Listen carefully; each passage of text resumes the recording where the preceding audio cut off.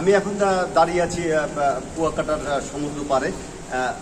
এখানে আপনারা আমার পিছনে দেখতে পাচ্ছেন যে এখন কিন্তু বৃষ্টি কমছে, কিন্তু ঝড়ো বাতাস সেটাও গতিটা কম, কিন্তু আগের মতো ওইরকম উত্তাল নেই।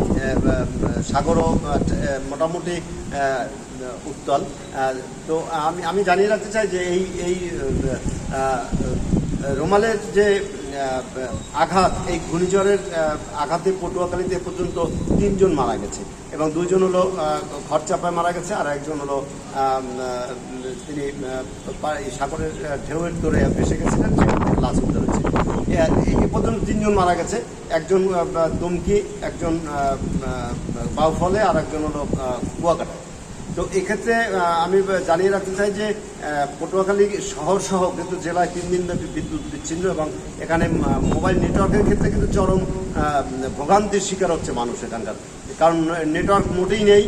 সেক্ষেত্রে খুবই, এবং বিশেষ করে সাংবাদিকদের কিন্তু সংবাদ পরিবেশনে, বিশেষ করে লাইভ করতে গিয়ে তাদের হিমশিম খেতে হচ্ছে অনেক নেট প্রবলেমের কারণে। এখানে জানিয়ে রাখি, এখানে যে কলাপাড়া উপজেলা নির্বাহী কর্মকর্তা যিনি মোহাম্মদ রবিউল ইসলাম, তিনি আমাকে জানিয়েছেন যে কলাপাড়ার বিভিন্ন প্রত্যন্ত এলাকায় কিন্তু প্রচুর মানুষ কিন্তু পানিতে প্লাবিত অবস্থায় আছে, এবং রাঙ্গাবালী উপজেলার সেই চরের মানুষ, চরান্ডা সহ সেখানে কিন্তু ফেরিবাদ ভেঙে পানি ঢোকায় কিন্তু তারা আশ্রয় নিয়েছে।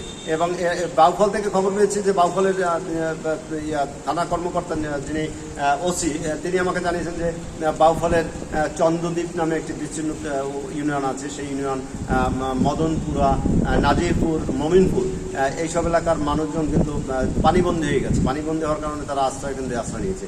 এসব কারণে এরকম প্রত্যেকটা উপজেলা কম বেশি এরকম মানুষ পানিবন্দী আছে।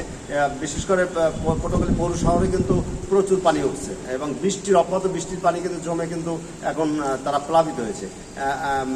মুষলধারে বৃষ্টির পানিও সেখানে জমা হয়ে গেছে, এবং এ পর্যন্ত আমরা আবহাওয়াবিদদের কাছ থেকে জানতে পেরেছি যে পটুয়াখালীতে 72 মিলিমিটার আজ সকাল 6টা নাগাদ, গত 24 ঘন্টায়, এবং কলাপাড়া, যেটি খেপুপাড়া বলা হয়, সেই খেপুপাড়ায় কিন্তু 58 মিলিমিটার বৃষ্টিপাত রেকর্ড করা হয়েছে।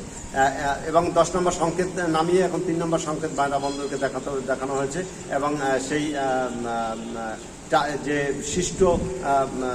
সৃষ্ট যে নিম্নচাপটি, সেটি কিন্তু এখন লঘুচাপে পরিণত হয়েছে আস্তে আস্তে। যার প্রভাব ছিল, সেই প্রভাবের কারণে আমরা দুপুর পর্যন্ত খুব ঝড়ের মুখোমুখি ছিলাম। তো এখানে আরেকটি কথা বলে রাখি যে টানা বৃষ্টিতে কিন্তু আপনার এই ফসলি জমি, এবং যেটা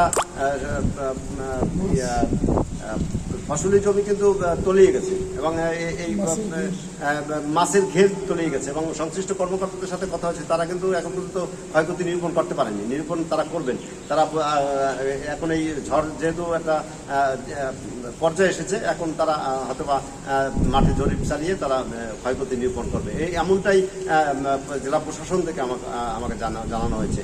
তবে উপজেলাগুলো এবং বিশেষ করে পর্যটন কেন্দ্র কুয়াকাটা, সেটি কিন্তু বিদ্যুৎবিহীন এখনও আছে। তো এই বিষয়টি একটু নজর দেওয়ার জন্য ইতিমধ্যেই এখানে উৎসুক পর্যটক আছে, তারা আমাদেরকে জানিয়েছেন। তো এই ছিল আসলে সর্বশেষ ঘূর্ণিঝড় রেমালের সংবাদ।